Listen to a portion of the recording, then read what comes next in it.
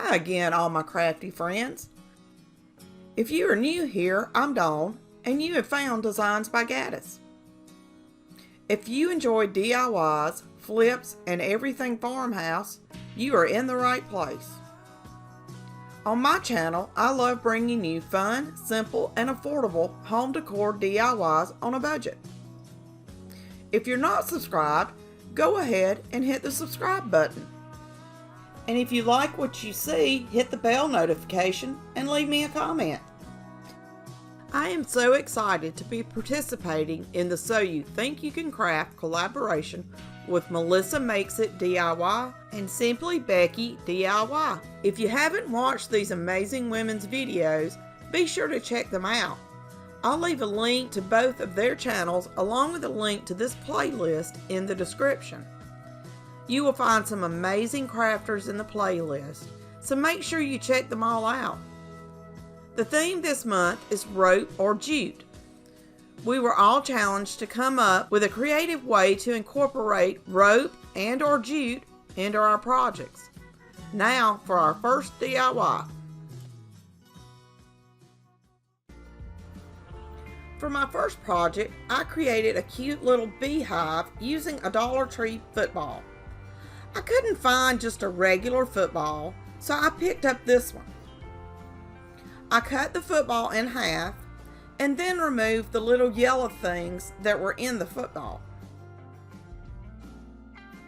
I used Dollar Tree nautical rope and hot glued it to the football. I wrapped and glued the entire football.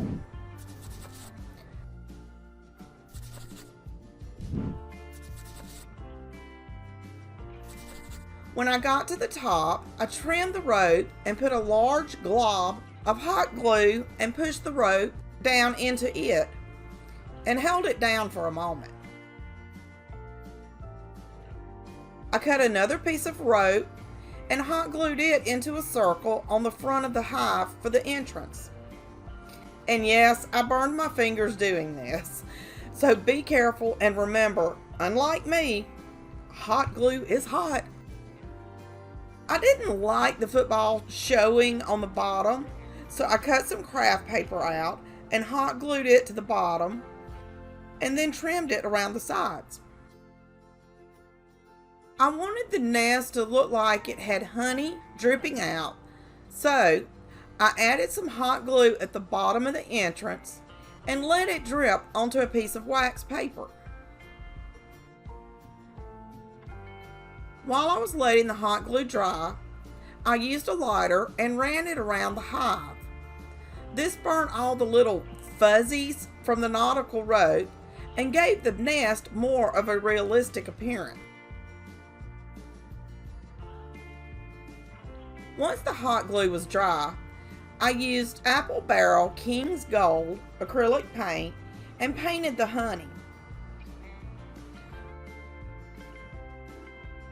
For the entrance to the hive, I used Waverly Ink chalk paint, which is a black color, and painted inside of the entrance using a Dollar Tree makeup brush. I didn't think the King's Gold paint looked like honey, so I decided to paint over it with some Master's Touch gold acrylic paint. I got this paint from Michael's, but it is available on Amazon.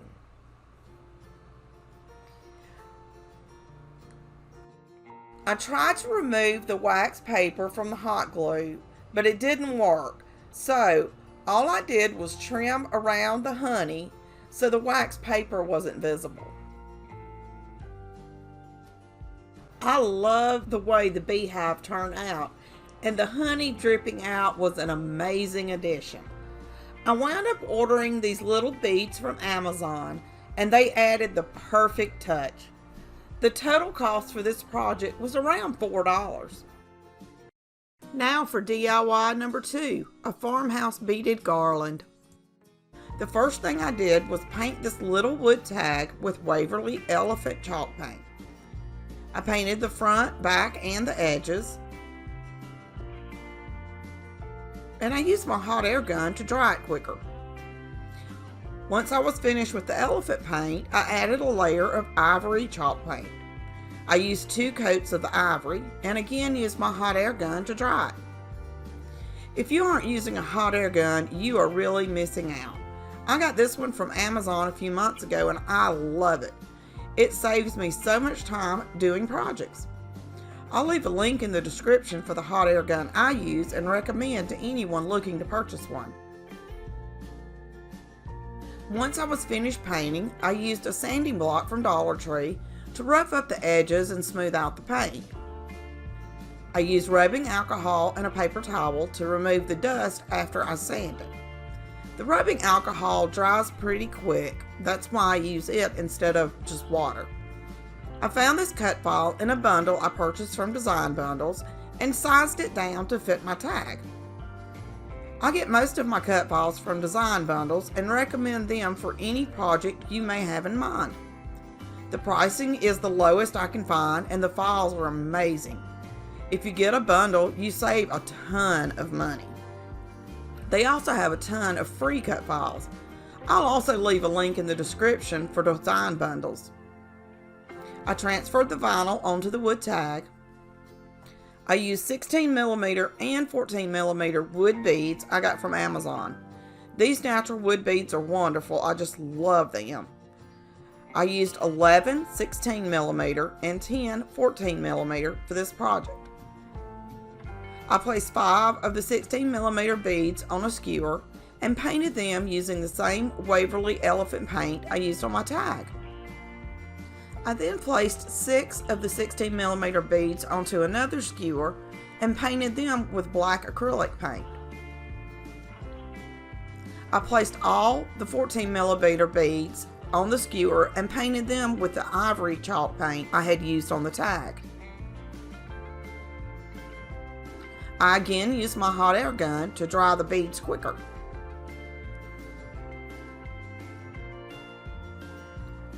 To string the beads, I used a roll of what looked like kite string and began stringing them in a pattern. I'm running low on twine, but I would recommend using twine to string the beads if you have enough. The pattern I used was black, white, gray, white, and then repeated it until I was out of beads. This gave me a garland that is about 12 inches long. I used a piece of twine and ran it through the hole in my tag and then tied it onto the white string with the beads. I used a piece of ribbon and made a simple bow and glued it onto the twine. This helped to cover the white string I used for the beads. For the tassel, I used the same ribbon as I used for the bow and a thicker twine. I cut the ribbon and twine to create the tassel. I layered the tassel and then used a piece of thinner twine to tie the tassel in the middle to hold everything together. I then tied the twine to the white string with the beads. I used more of the thicker twine to create the top of my tassel. I glued the twine to the top of the tassel and then started wrapping it around the tassel until I was happy with the way it looked. When I was finished, I used a dab of glue to hold the tassel together. I then trimmed the tassel up so everything was the same length.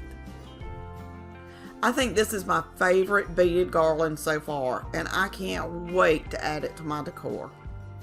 Let me know in the comments what colors you will be using for your beaded farmhouse garland. For my final DIY, I used an old Dollar Tree hanging basket to create a chicken wire and twine basket. I used this chicken wire I have had for quite some time. To get started, I aligned the chicken wire with the top and one side bar of the hanging basket. I secured a couple of rows on the side by twisting the wire around the side bar of the basket. I then started attaching the wire the same way at the top of the basket. I used a pair of pliers and turned down the top of the wire so that it bent over the top of the hanging basket.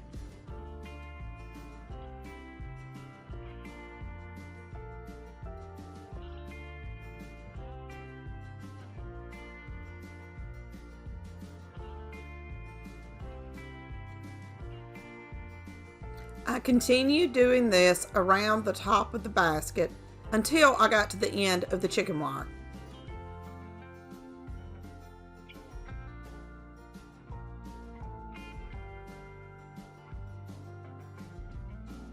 When I got to the end of the chicken wire, I went ahead and cut the bottom portion off. I will be using this section for the other half of the basket. It would have been more simple if I would have had enough chicken wire to wrap around the entire basket, but I didn't.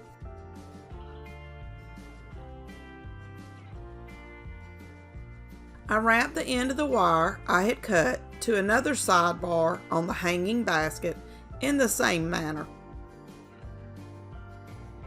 Now that I had the first section of the chicken wire attached to the top and sides of the hanging basket, I folded the ends of wire into the center circle at the bottom.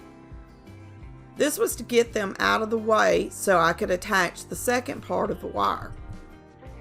I attached the second side of the basket the same way I did the first. Now that both of the sides were attached, I went around the bottom, bending the wire around the bar the same way I had around the top.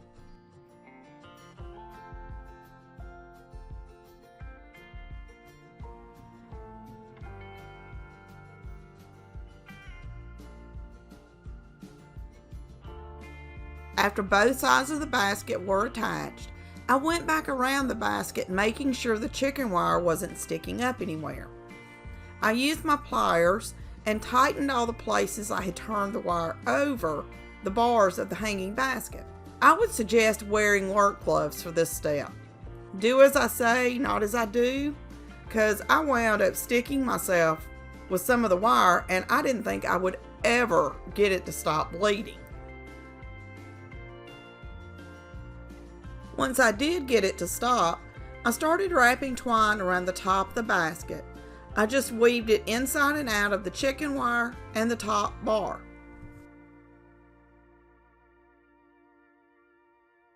For the bottom of the basket, I used these two round pieces of wood. I couldn't find the same size round pieces, so I glued the smaller one to the middle on the bottom side of the basket and the larger one on the top. I decided to stain the wood with antiquing wax, which I wish I would have done before gluing them down to the basket. Would have made it a lot easier. But I think this basket turned out so stinking cute, and I can use it for so many different things around my home. If you haven't already, go ahead and like this video and subscribe to my channel. I upload weekly home decor DIY videos, and you know you don't want to miss any of them. So go ahead and hit the bell notification so you'll be notified when I upload a new video. And as always, thanks for watching. Until next time, happy crafting!